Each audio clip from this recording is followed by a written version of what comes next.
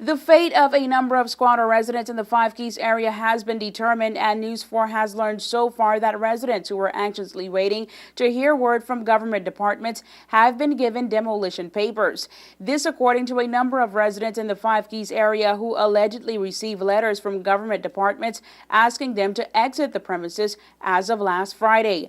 The area referred to as the new subdivision is located between Five Cays and South Dock Road, and just a few months ago the planning department demolished a number of homes in the area, citing that they were built illegally when residents failed to meet proper planning regulations.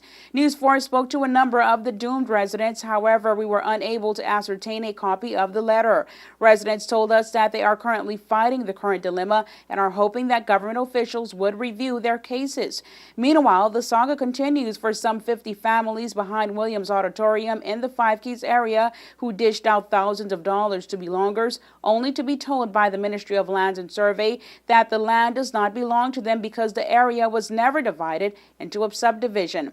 A reliable source working on the investigation spoke to us on the basis of anonymity and told News 4 that they have identified 32 Haitian nationals and 2 Dominican nationals out of the many residents who purchased land in that area to be victims of the current land scam. 12 of them have submitted police reports and complaints to the Financial Crime Unit.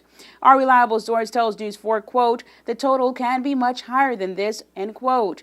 Based on receipts and purchase documents presented to law enforcement officials, a total of $173,800 were spent on the properties located behind Williams Auditorium. 5 Turks and Caicos nationals are currently named as persons of interest, as law enforcement officials have revealed that they engaged in the sale of the property.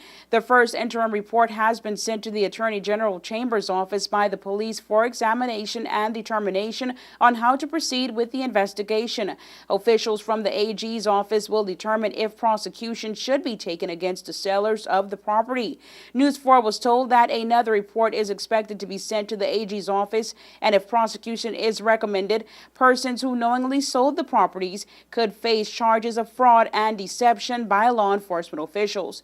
News 4 was told by police officials heading the investigation that, quote, we believe based on the evidence presented from land registry, from survey department, and from the purchasers, there is enough evidence which has caused us to believe that crimes have been committed, end quote.